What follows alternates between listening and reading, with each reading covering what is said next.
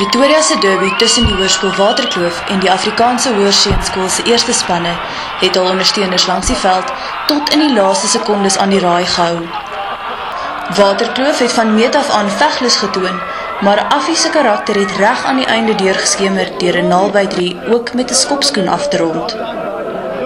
Dit is Affie se 30ste sege oor Waterkloof. Affie se kaptein, Ivan van Zyl, het sy span se uithou vermoë geloof. Dankie Bulle. Ja! Hoe voel jy rondom Draaiers, kyk, ongelooflik. Ek weet, om so terug te gekom het na daai telling wat ons agter was, net ongelooflik. Kan dit nie beskryf nie. Is great as dit laas op verloor teen die manne so. Ongelooflike gevoel. En dan op jou tuisveld ook, weet. Dis die belangrikste. Ons kan nie daai support, ek weet nie of julle dit gehoor het, dit was ongelooflik geweest. Ons kon nie daai manne teleurstel nie, so om deur te getrek het. Ons kon dit ook nie sonder hulle gedoen het nie. So ja, was ongelooflik om hier op ons tuisveld vir Kloof te kom hê.